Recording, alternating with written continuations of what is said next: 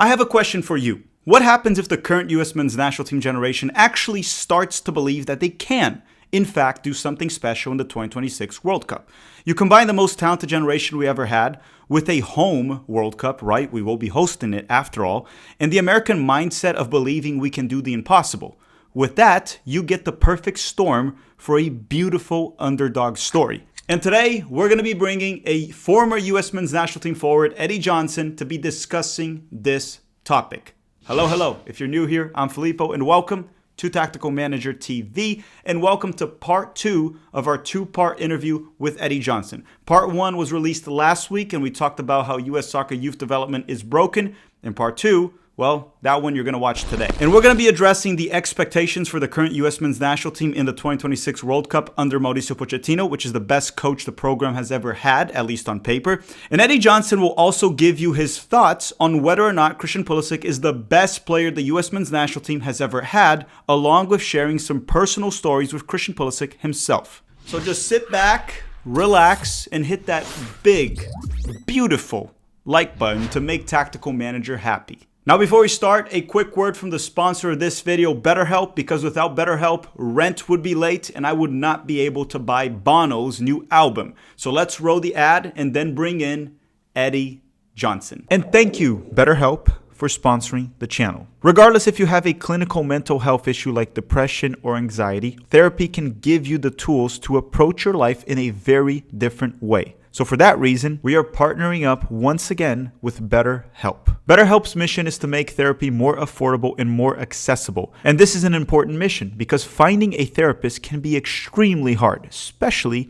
when you're limited to the options in your area. But when it's online, you can get a therapist from anywhere in the country, sometimes even anywhere in the world. BetterHelp is a platform that makes finding a therapist easier because it is online. It's remote. And by filling out a few questions, BetterHelp can match you to a professional therapist as little as in a few days. And if the therapist that they match you with is not the right fit for you, they will replace him or her for another therapist with no additional cost. You may sign up and register now with the link that I placed on the description of this video, which is betterhelp.com/tacticalmanagertv. That is betterhelp.com/tacticalmanagertv. Yes, we used Tactical Manager TV. That link will also give you 10% off on your first month, and in the process, you'll be helping the channel avoid bankruptcy. So once again, thank you, BetterHelp.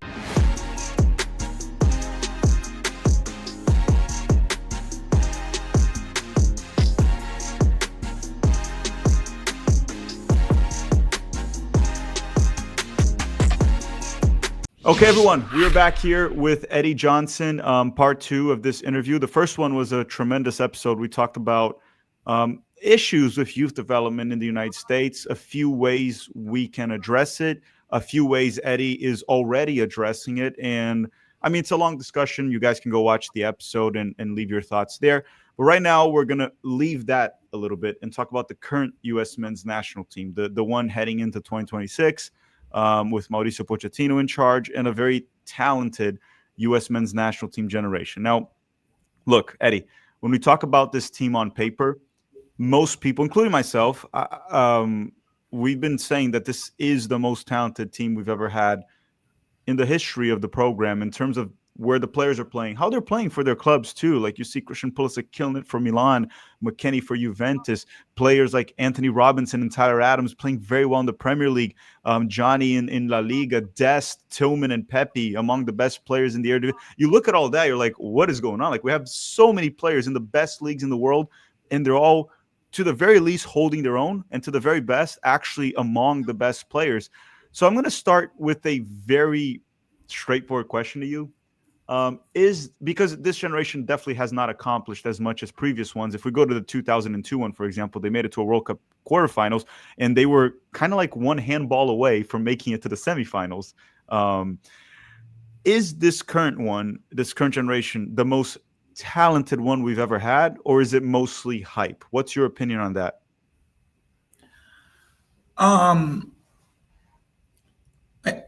When I hear the word talent, I feel like our generation had a lot of talent too as well. You know, from a talent standpoint, I feel honestly, and just kind of the way soccer's changed now, and now they're investing more in American players, uh, and then just someone on the inside. A lot of the emphasis and focuses when I was coming through in my generation, it was to keep the best American talent here in an MLS to try to build the league.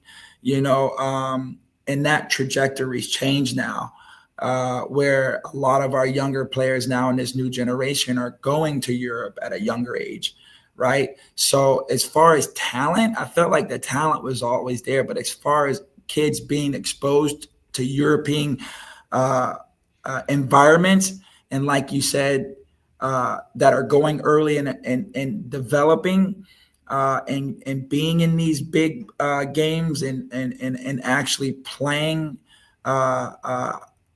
or outperforming some of these big players, and other, and doing well in these big games. I'd say what separates this generation from our generation is, I feel like the younger kids are more experienced. I'd say, I wouldn't say they're more talented. I feel like they're more experienced now because they're getting more opportunities at younger ages with bigger clubs, and they're actually living up to the expectations.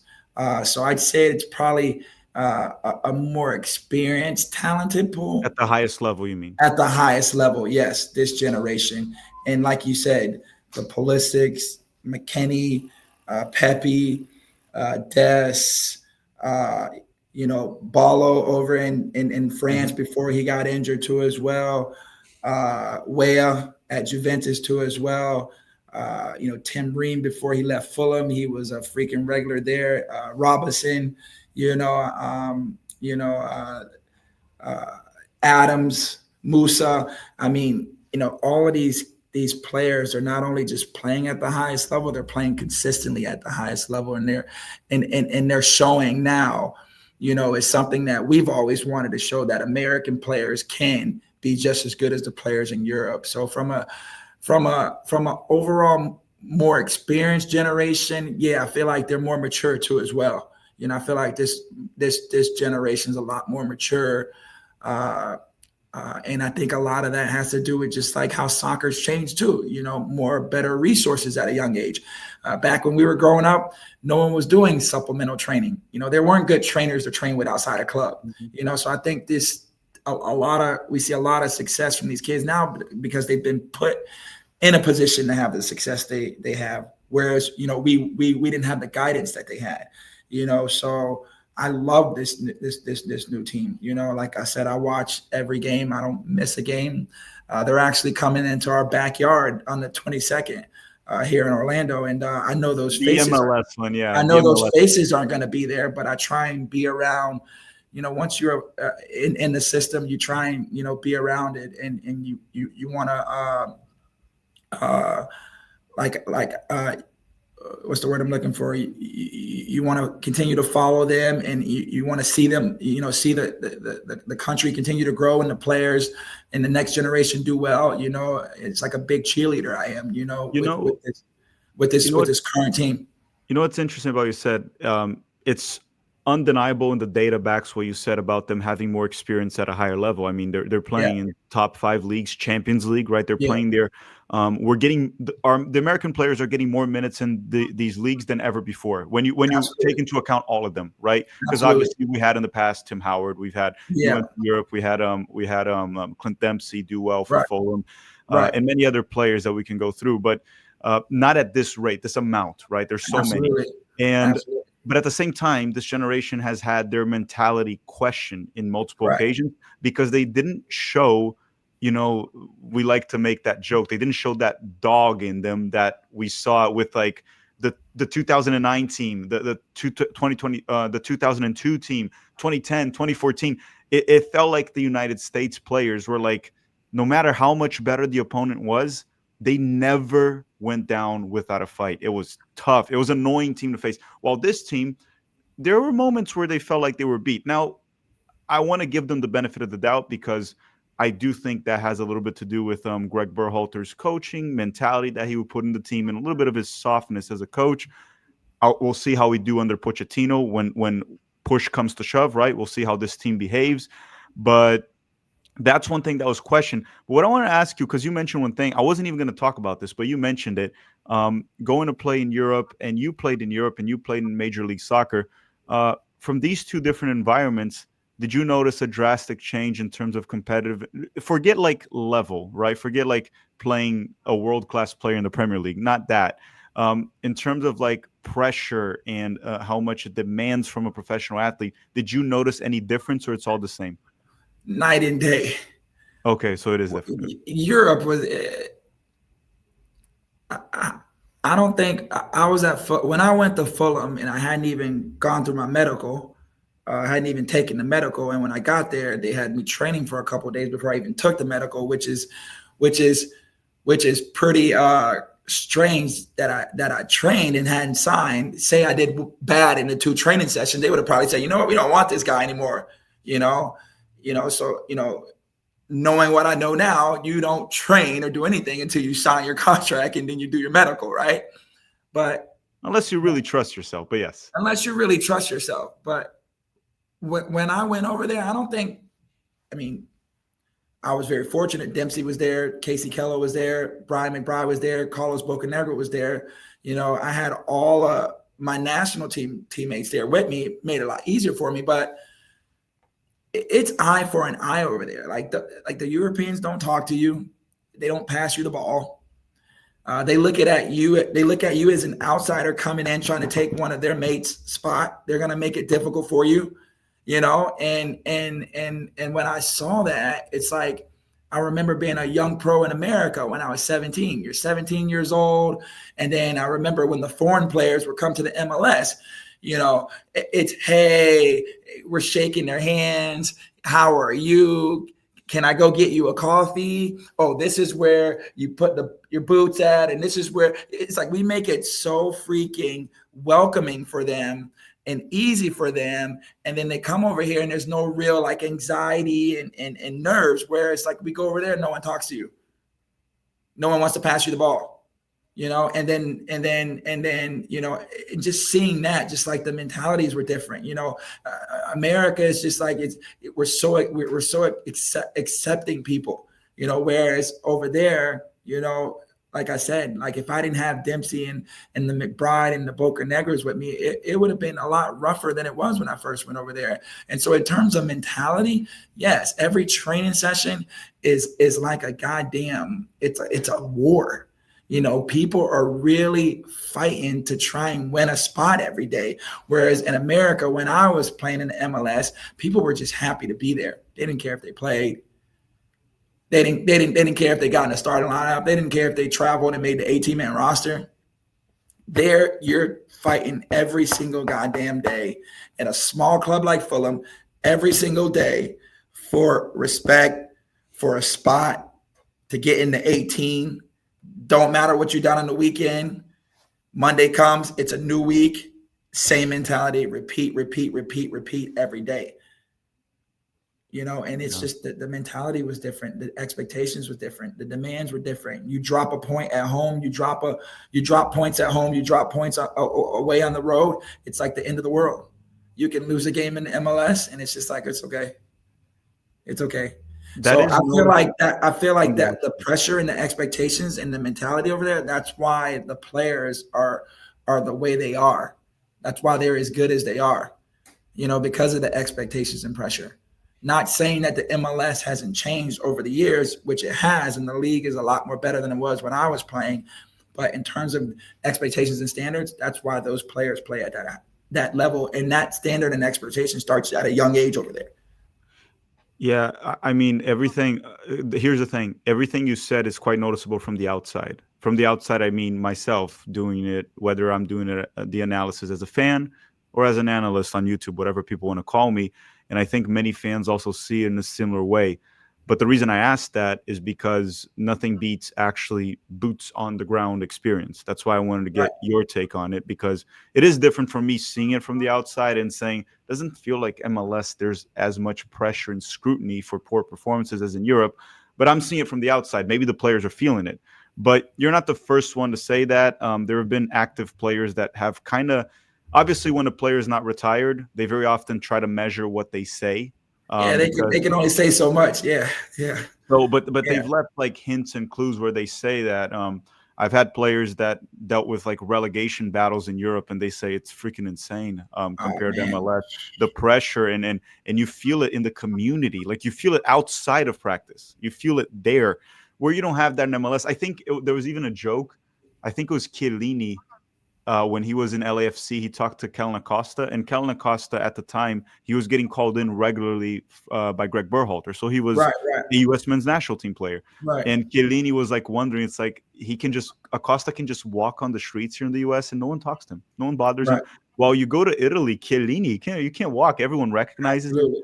It's insane. But let me ask you one thing, so we don't stay with that and go off topic. Christian Pulisic, in my opinion, he is the best player the U.S. men's national team's ever had. He's been doing things in Europe that have been incredible. The technical ability, everything with this player, um, the mentality too, like to go to Chelsea, do well, struggle, get out of Chelsea, bounce back in Milan. These are clubs that are high pressure environments, right? Dortmund, Chelsea, Milan. Would you already put him as the best player the U.S. men's national team ever had, or you think it's too early? He's the best. He's the best. And then I know people are going to be like, well, statistically, he hasn't scored more goals than Donovan or Dempsey, or he doesn't have as many assists. He hasn't played in as many World Cups. Uh, I mean, the resume already speaks for itself, man. I mean, how can you not? I mean, even Stephen Wonder can see that, man. And I don't want to go off topic. And what I love most about the kid, because I personally know him, is he's so humble. Mm-hmm. He's so humble. I remember working with him, training him at the facility where I work with kids. I trained him, and I can send you videos later. How old was he? He was still at Dortmund, and then that's where he was about to transition to go to Chelsea. I had trained him when he was at Dortmund, so about 18, 8, 17 to 18. yeah, 18 years old. Yeah. Yeah, because he was still too young to rent his own car. I had to rent him a car when he came in town. And true story, like true story. And so I remember working with him, and I had already been hearing this hype, and I was already retired. I hadn't seen him in person. And I remember they played one time in Jacksonville, the U.S. The U.S. had a game in Jacksonville, and I said, you know what, I'm gonna drive down there. I gotta see this kid in person. And when I saw him in person, I was like, yeah. And then I had trained him after that. And then when I worked with him, we were doing 2 days here at the facility. And I was saying to my buddies, I was like, he's different. And what I love about him the most is he was at Dortmund. He kind of went through that whole system. He's played Champions Leagues already. He had one of the best managers in our generation at the time. He was playing against some of the best players in the world, during that time. He could have went anywhere in the world and trained with some of the best trainers in the world. He messaged me and said, do you have time this offseason? I'd love to put in some work with you. I thought it was a fucking prank. I was like, me? You want to train with me out of anybody else in the world? And he said, yeah, because there was qualities in your game in the final third that I like, and I would love if you can work on some of that stuff with me. And then I said, man, this is freaking crazy. Like, oh my God, like I couldn't believe it. And I'll never forget when he got here the first day and we were working, man, I was fucking nervous as shit. I was like, oh my gosh, bro, like he's really here, And what I tell people, what makes him so amazing and why he's going to continue to grow and set so many records and why for me he's the best, it's because it's his willing to always want to learn, and it doesn't matter who he's learning from, as long as he know that what he's learning is beneficial to him. So he didn't look at me like, why am I working with Eddie Johnson? I've already played at a highest level than Eddie Johnson. Why? There's things about my game in the final third and around the box that he loved, so he wanted to come work with me. So that's what separates him, and that is why that young man is going to continue to have the success he's having, and that's why none of this is surprising to me, because I saw the work ethic and training, And I remember in my off seasons, and I can say it with my colleagues, we weren't in the off season working with former pros on our craft, Mm-hmm. like this younger generation is. So it goes back to like resources now. That's why these kids are that much better. And yes, for me, he is the best. Chelsea. And I'll go back to what you said. I don't think he ever struggled to play. Yeah, he had injuries at Chelsea. And we all know that procession of American players when, Lampard's back was against the wall and all of that stuff. And he was trying to save his job. An English guy's going to go with what an English guy knows. So he's going to probably play a Mason Mount over Pulisic at the time, but we all know. And when I look at that kid's career, he's never not played because he wasn't in form. Injuries set him back. And when he did have those setbacks, he always overcame, and that's the interesting thing about him. He has a very similar personality is when his back is against the wall, like a Clint Dempsey. When people try to count him out, he always rises to the occasion, so his mentality, his ability to, always want to learn. He's so humble. And just to see what he's doing right now, it's not surprising about me because I worked. And when I saw him, I was like, this guy's different. He's different. Do you two stay in touch? Yeah. We message all the time. Yeah. Okay. That's pretty cool too. And then I ain't doing this for like, what do you call it? Publicity or anything. Publicity. I mean, you're involved with something. He's really like, like Lil Bro. He's Lil Bro. I call him Lil Bro. No, I that's me asking. It's not even you saying it. I asked you what you have to give the real answer. Bro. He's Lil Bro. No, me and Pulisic, we don't talk, but I'll put it that way. Yeah. Not because I wouldn't want to. I think he's. I'm best friends with Dempsey, man. But for me, Dempsey was the guy. I played with him in Landon. I love Landon, but and it's my opinion, right? I'm not saying that I don't like Landon or I like Dempsey better than Landon, and Landon inspired me growing up. I looked up to Landon Donovan, he's one of the ones that, motivated me to be, who I am today as a young American, looking up to a fellow young American that was playing at the highest level and playing in World Cups. But he should probably retire as a pundit, though. And him and DeMarcus Beasley were my idols, But we live in a country where we can agree to disagree. In my opinion, I love both of them. I play with both of them, But if we look at, like we're saying, like, what I said about this generation being a more experienced, talented group, not more talented, but a more experienced, talented group than our generation. When you look at Dempsey and Donovan, right? Dempsey did it on European soul, and he did it at the international level, And so that's where, for me, you start to compare players is who did it on a consistent basis amongst the best in the world. And that's what that's what Pulisic is doing right now. I also think that Clint's a better pundit than Landon right now. Like if Landon Donovan is right now competing with Clint, telling me shit. Tell him I said it. I can mess with Clint like that. That's my boy. He's gonna come down here and fucking come check out what I'm doing.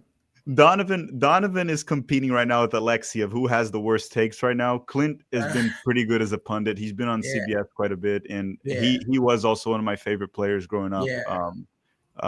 Tim Howard. But look, right now, Greg Berhalter got fired over the summer after one of the worst tournaments the U.S. men's national teams had in quite some time, the Copa America, and then U.S. Soccer decided to go big. They went for a coach that.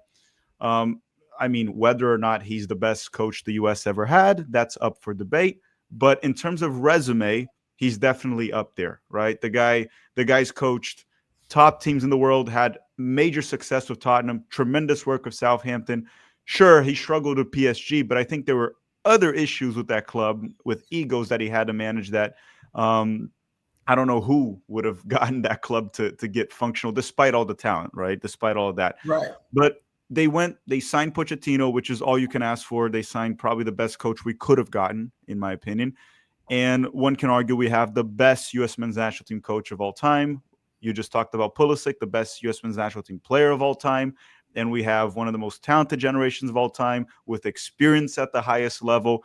And now we have a World Cup coming up at home. In 1994, where we had a team that was just fight and hustle for that result in 94, we still made it out of a very tough group with a Colombian side that was like they were World Cup contenders, and the US made it out of the group, and they gave Brazil, the team that eventually went on to win the World Cup, a run for their money. It was 1-0. Brazil had to grind it out. The game was, I believe it was at the Rose Bowl at the time, in 1994. Now we play a World Cup at home, an expanded World Cup where you have an extra knockout game and everything. So to make it to the quarterfinals this time, you have to win 2 knockout rounds. In your opinion, with all of this together, it almost feels like the perfect storm if everything lines up. What would be I guess I'm going to put 2 questions for you because I don't want to make this a shitty question. So Right. one is your realistic expectation, and the other one is like, you know what? I might be a bit delusional, but this could happen. What would be your realistic one? And then your delusional take. What would it be? My delusional is us making it to the Final Four. Like I Semifinal? think, yeah, I have that too. That would be my delusional one. I think we can make it to the Final Four. I really do. And then honestly,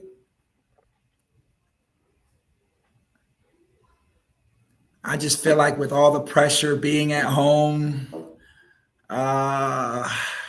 Quarterfinals? quarterfinals, I think so too. and quarterfinals. But in a perfect world, I want to win the World Cup. I feel like you said, the perfect, all the cards in line with each other. Great coach now. A lot of the players are having success in Europe at the highest level. So when in terms of playing in hostile environments and big stadiums and dealing with pressures, I feel like, we're a more experienced team in that sense. But yeah, I can see Final Four, quarterfinals. I actually fully agree with that. I think we should aim the bare minimum to be the quarterfinals, win 2 knockout games, which we've never done before. And then it's kind of hard to demand the Final Four because you could very well face a Germany, France, Brazil, Argentina in the quarterfinals, and then it's just a different ball game. You know how it is. It's a one-off game. Anything can happen. Right. And obviously, if you have a better team, you have better odds of advancing. But there's also something about the United States where the biggest nightmare of any country in this World Cup, in my opinion, is to let us believe. Like if this team starts, like let's say we make it we knock out a big team in the round of 16 or something. If this team starts to believe they can do something, because that's the first thing, right? They need to really have the mentality. If they start to believe, I think this team is a nightmare to face. Look out. If they start to believe and they get that crowd behind them, man, look out. Because on any given day, they can beat any fucking country in the world. Yeah, with the players that they got right now. Yes.